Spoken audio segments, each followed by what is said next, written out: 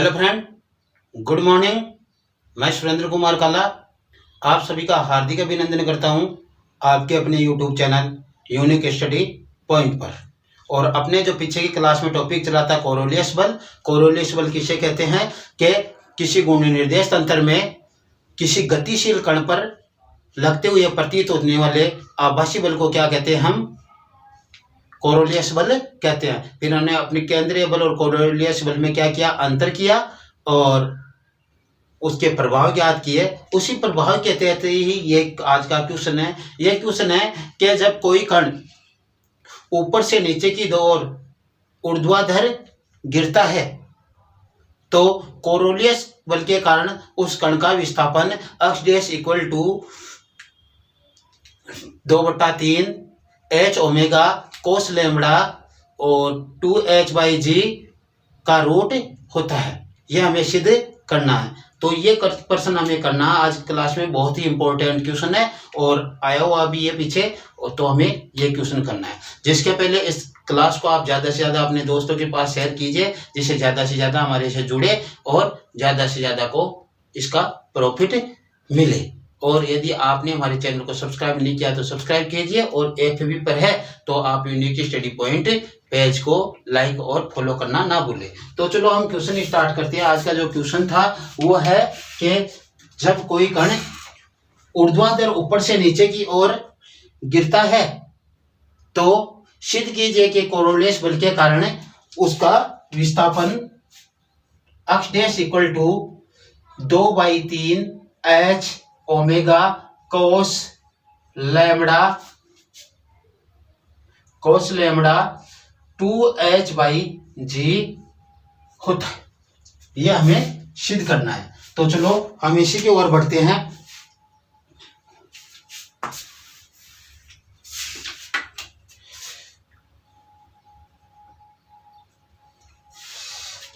सबसे पहले हम मानते हैं कि जो कण है उसका द्रव्यमान m है, तो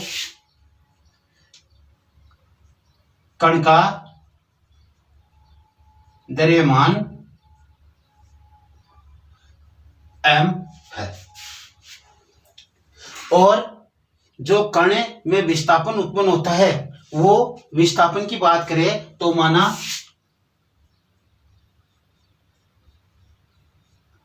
कण का या विस्थापन OP बराबर x डैश है। OP बराबर x डैश है। एक बार हम इस क्वेश्चन को देखो।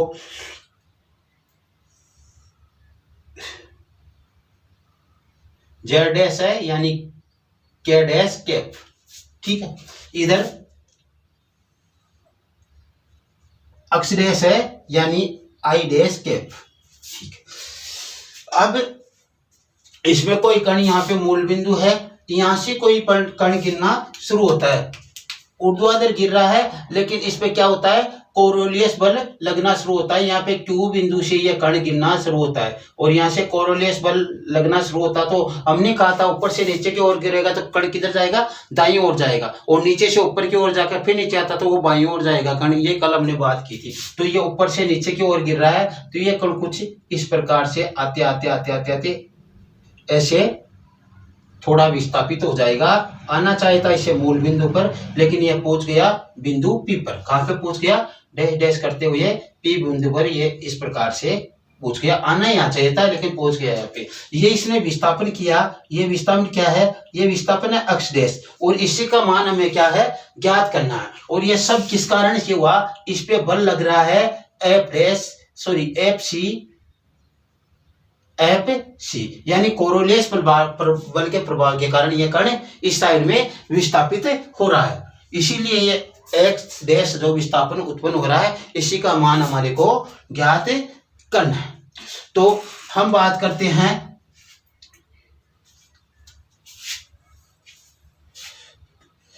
माना कण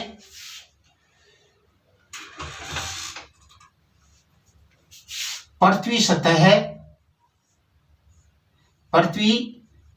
सतह से लैम्बडा अक्षांश पर स्थित है। कहां पर है, लेमड़ा अक्षांश पर स्थित है। लेमड़ा अक्षांश पर स्थित है यह कण पृथ्वी सतह से लेमड़ा अक्षांश। ये अक्षांश कोण होता है, अक्षांश कोण किसे कहते हैं? पृथ्वी का जो तिर्य्य सदिश है, पृथ्वी का जो तिर्य्य सदिश है, पृथ्वी की तल के साथ जो कोण बनाता है उसे अक्षांश कोण कहते हैं। पृथ्वी का तिर्य्य सदिश पृथ्वी के तल के साथ जो कोण बनाता है उसे तिर्य्य अक्षांश कोण कहते हैं। तो ये लेमड़ा अक्षांश पर है, ठीक है। तो लेमड़ा अक्षांश पर स्थित है। अब हम बात करते हैं कि यह कण माना यहां से यहां तक h ऊंचाई पर है। क्या है? h ऊंचाई पर स्थित है। तो हम क्या कह रहे हैं? बिंदु P से h ऊंचाई पर स्थित बिंदु Q है, या बिंदु O से मान लो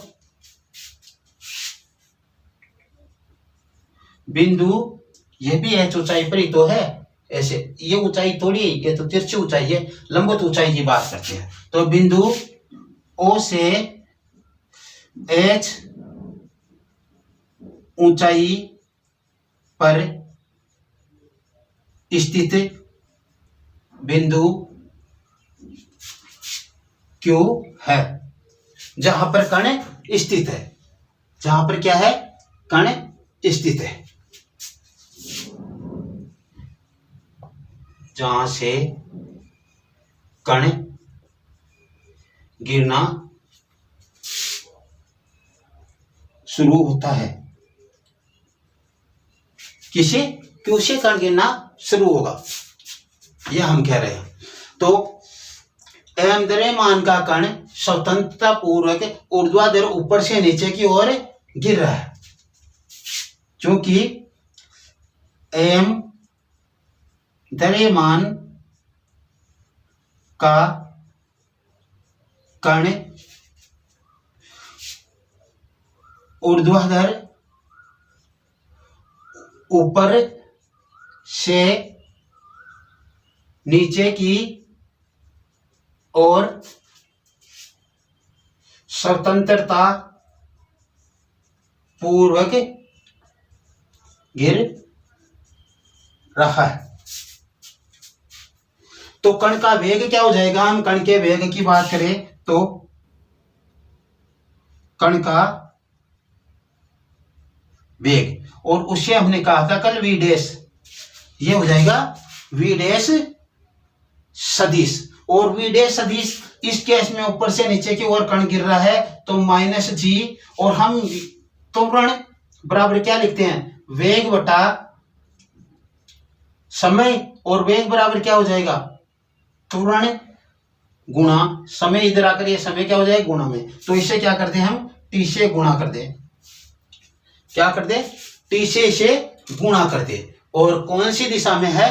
k डैश दिशा में। तो ये लो k डैश कैप, ये हमारे पास इसका मान हो गया gt k डैश कैप, इसका मान हमारे पास प्राप्त हो गया। दूसरे शब्दों में हम इसे ऐसे भी लिख सकते हैं b डैश सदिश equal to v k dash cap. और ये b k डैश कैप, ये समीकरण नंबर अपना 1 है। और ये जो b k डैश कैप है, इसको हम इस तरीके से भी लिख सकते हैं v k कैप। थोड़ा ध्यान रखना है इस बात का, इस बात का हमें थोड़ा ध्यान रखने की आवश्यकता है कि इसे हम k डैश भी बोल सकते हैं। जहां पे i डैश आएगा उसे हम i कैप बोले ना, तो भी आपको ध्यान रखना है। तो ये हमारे पास ये समीकरण नंबर 2 आ गए।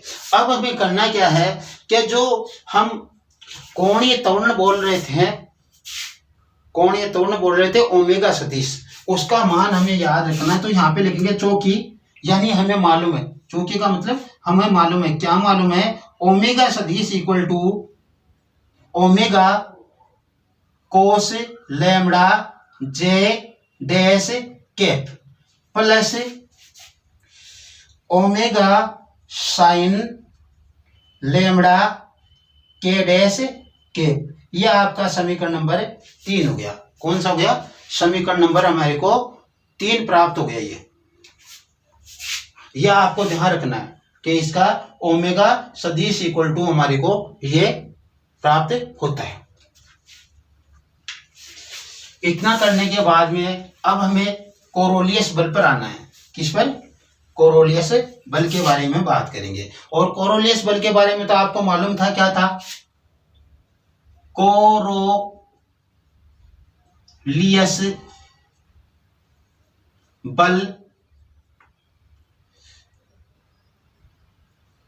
Fc इक्वल टू क्या था, -2m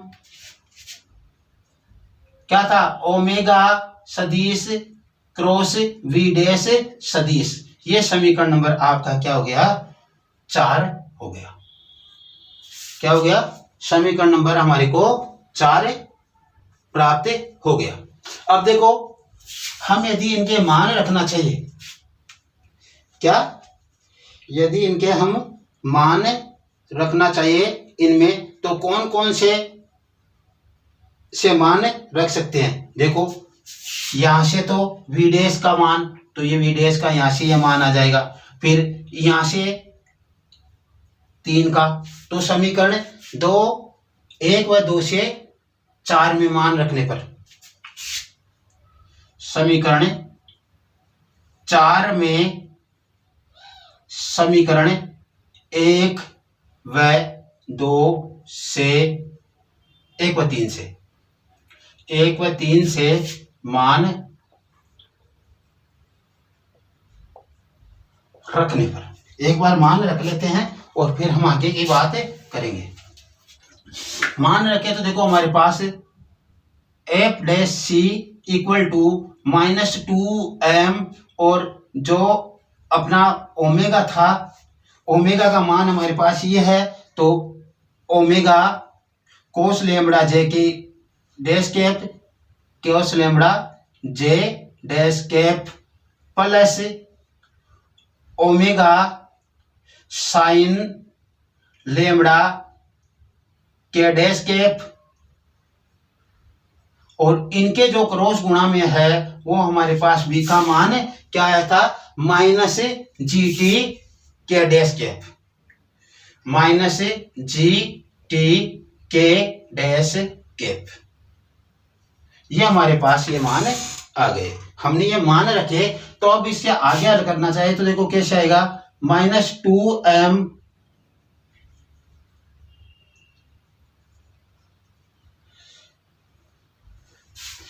इनको देखो अलग अलग, इसको इससे गुणा करेंगे, तो इसको देखो इससे गुणा करेंगे, जे गुणा के, आगे का आई आ जाएगा, आगे का क्या आ जाएगा, आई आ जाएगा। क्यों, मान लो हम जे गुणा के करेंगे तो आगे तो आई आना ना, इसके ऐसे घूमते हुए तो आता ना, आई जे और के, इस प्रकार से इसको इससे गुणा करते तो ये आ जाता है, इसको इससे गुणा करते तो ये, इसको इससे गुणा करते तो ये, इस प्रकार से हमारे पास, तो हमें आगे आई आ जाएगा। तो ये देखो ओमेगा कोस लेमड़ा और जीटी, ये दोनों गुणा होकर आगे क्या आ जाएगा, आई डैश आ जाएगा, जिसे मैं आई कर देता हूं, आई डैश को आई कर देता हूं।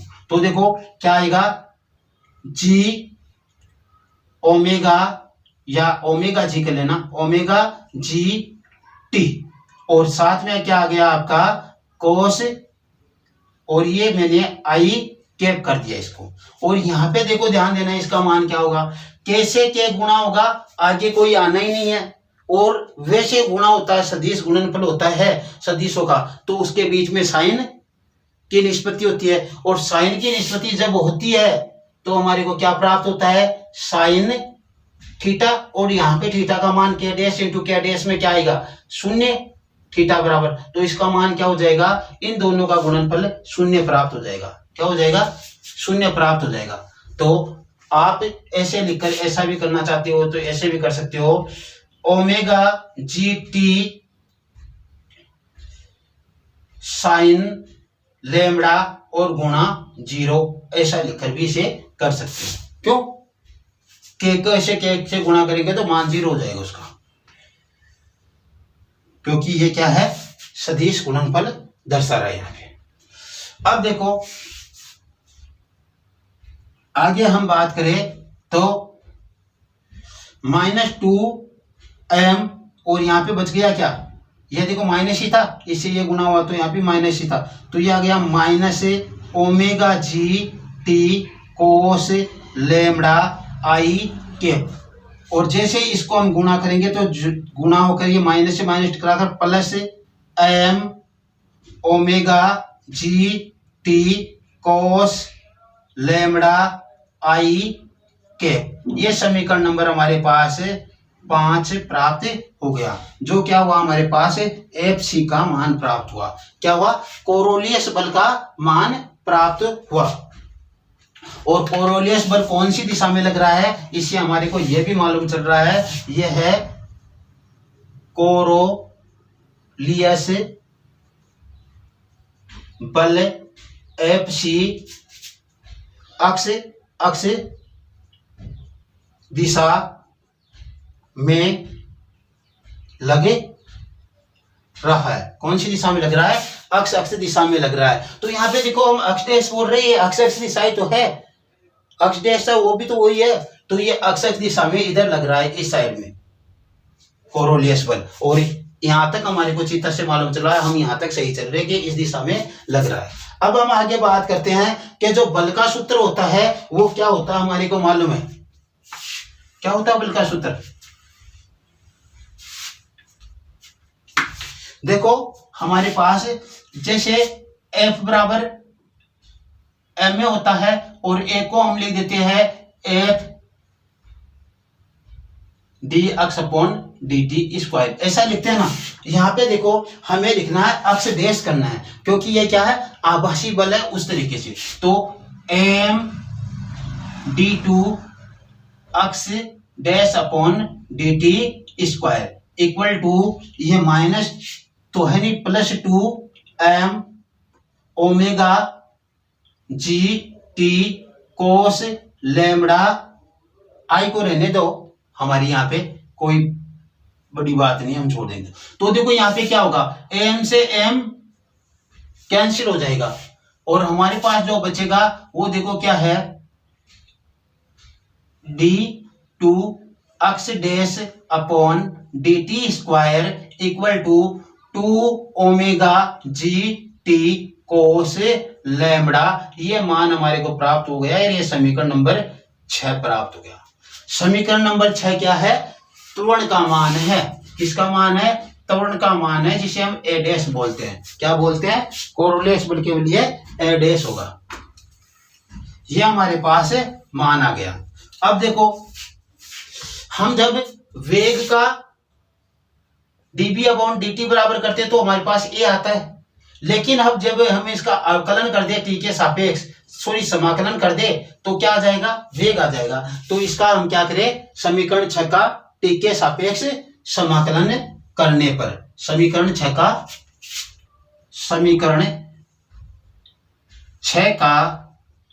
t के सापेक्ष समाकलन करने पर, इसका t के सापेक्ष समाकलन करेंगे तो देखो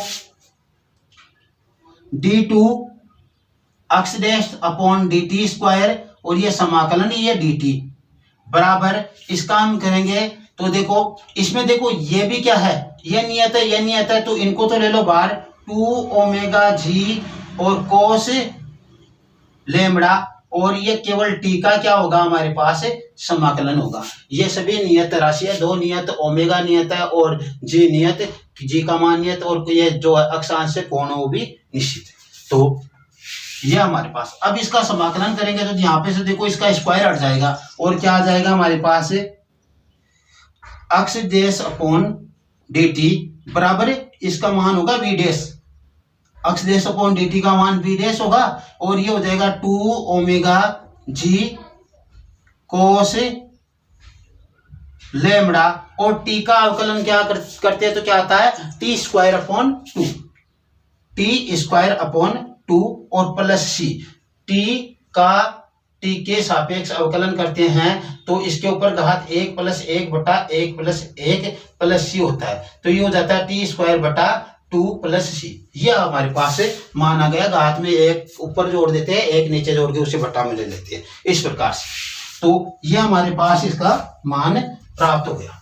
अब देखो क्या हुआ हमारे पास, 2 से 2 को तो आप दो काट, और जो डी अक्ष डैश अपॉन dt बराबर हमारे पास omega g cos lambda t², ये मान प्राप्त हुआ प्लस c। ये समीकरण नंबर अपना 7 प्राप्त हो गया। समीकरण नंबर क्या हो गया, 7 प्राप्त हो गया। अब देखो हम करते क्या इसमें हमें कुछ मान रखने होंगे। कुछ मान क्या क्या रखे, एक तो देखो हमने इसे b है ये, तो या तो सीधा बोल दो b' = 0। इफ यदि b' = 0, b' और t = 0 है, इसका और इसका मान 0 है, तो हमें देन उस समय क्या हो जाएगा, तब c बराबर क्या प्राप्त होगा, हमारे को 0 प्राप्त होगा। c बराबर क्या प्राप्त होगा, 0 प्राप्त होगा। ठीक है, तो c बराबर 0 प्राप्त होगा, तो हमें करना क्या होगा, ये c का मान इसमें रखे तो ये ऐसा का ऐसा समीकरण आ जाएगा। c का मान समीकरण, यहां पे मैं इसको 8 नंबर दे दूं, तो 8 को 7 में रखने पर या 7 में 8 रखने पर समीकरण 7 में समीकरण 8 से क्या हो जाएगा, देखो v' = d अक्ष डैश dt = हमारे पास omega g cos lambda t² प्राप्त हो गया। क्या हो गया, t², समीकरण नंबर 9 प्राप्त हो गया। यहाँ पे हमने c रखा, इसका मान c का मान 0, तो ये ऐसा का ऐसा आ गया हमारे पास, क्योंकि इनका मान तो हमने माना था, ऐसा नहीं सुना सब कुछ 0 नहीं, इसका मान हमने 0 माना, t का मान हमने 0 माना, तब जाकर c का मान 0 आया, और हमें साथ में c का मान ही रखना है, क्योंकि c बराबर 0 आया हमारे पास। ठीक है, अब आगे हम देखो, ये हमारे पास क्या आ गया, वेग, और इसका एक बार अवकलन समाकलन और कर दे तो हमारे पास क्या आ जाएगा, विस्थापन आ जाएगा। तो समीकरण 9 का t के सापेक्ष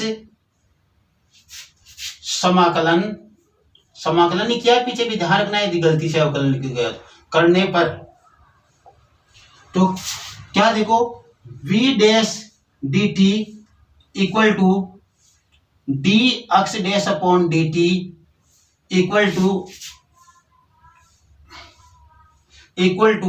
ओमेगा जी कोस लैम्बडा तो आ जाएगा बाहर, और ये t² है, इसका क्या करना है, हमें अवकलन करना है। t² का क्या अवकलन करना है, सॉरी समाकलन करना, अवकलन नहीं समाकलन करना। तो अब देखो, इसका मान तो हमारे को क्या प्राप्त हो जाएगा, अक्ष डैश प्राप्त हो जाएगा, और इसका ओमेगा जी कोस लैम्बडा, और ये देखो इसमें 1 बढ़ाकर ऊपर रख दो घात और 1 बढ़ाकर नीचे, तो क्या हो जाएगा, 3/3 प्लस c' तो पहले आ गया, अब हमें c' रखना। प्रत्येक बार हम समाकलन करते हैं तो उसके आगे क्या आता है, कुछ नियतांक आता है, तो ये c' आ गया हमारे पास, समीकरण नंबर 10।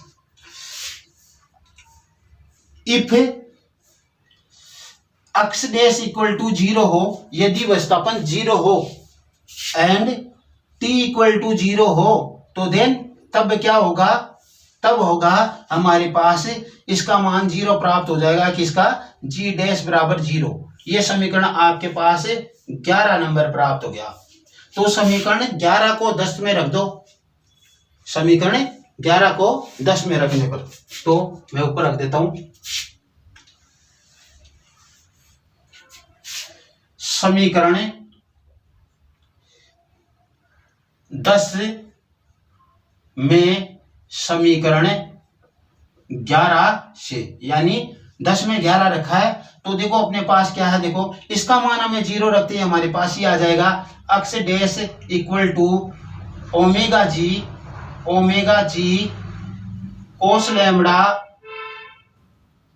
T cube by 3। क्या हो जाएगा? टी क्यूब बाई 3 हमारे पास मान प्राप्त हो गया। दरअसल इसका मान जो हमें प्राप्त हुआ वो क्या, देखो x dash equal to 1/3 omega g t cube cos lambda, समीकरण नंबर 12 प्राप्त हो गया हमारे को। क्या हो गया? समीकरण नंबर 12। यह मान हमारा यहां तक प्राप्त हुआ। इसमें कुछ हमें मान रखना पड़ेगा, और मान क्या रखना पड़ेगा वो देखो। क्या कर रहा है? कण ऊपर से नीचे ऊर्ध्वाधर गिर रहा है, तो गिरने में लगा समय, क्योंकि कण h ऊंचाई से ऊर्ध्वाधर ऊपर से नीचे गिर रहा है, अतः कण को गिरने में लगा समय। वो समय हमें ज्ञात करना होगा, तो हमें मालूम है न्यूटन की गति का समीकरण क्या है? एस बराबर U T plus 1/2 AT square. ये न्यूटन की गति का समीकरण है। ठीक है, तो अब देखो हमें क्या करना है। इसे समीकरण, इसमें मान रखो एस बराबर हम जी रख दें।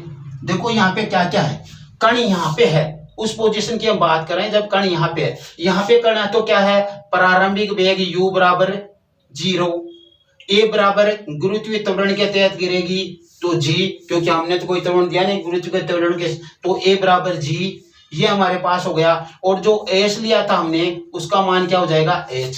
तो क्या क्या हो जाएगा देखो, s बराबर h, u बराबर 0, a बराबर g। ये मान रखते चलो हमारे को यहाँ। तो देखो हमारे पास जो मान उसको किस तरीके से ले, देखो हम h की जगह तो हमने रख दिया h बराबर u का मान 0, तो ये तो पूरा पार्ट ही क्या हो गया? 0 प्लस 1/2 a का मान g और t स्क्वायर। तो h बराबर हमारे पास क्या हुआ? 1/2 g t स्क्वायर। हमें क्या निकालना है? समय निकालना है। समय निकालना है, इनको इधर लेकर आओ, तो t स्क्वायर बराबर ये 2 आकर इससे गुणा हो जाएगा, 2h हो जाएगा और बटा g हो जाएगा, 2h बटा g हो जाएगा हमारे पास। तो ये हमारे पास t का मान यदि हम निकाले तो t का मान क्या आ जाएगा? देखो t इक्वल टू 2h बटा g की घात 1/2। इधर से वर्ग उठाएंगे तो इधर 1/2 लग जाएगा, या फिर आप इसको इस तरीके से भी लिख सकते हो h बटा g का वर्गमूल। ये समीकरण नंबर आपका 13 कौन सा है? समीकरण नंबर 13 प्राप्त हो गया। ये अब 13 को आप 12 में रखो, समीकरण 13 को 12 में रखने पर तो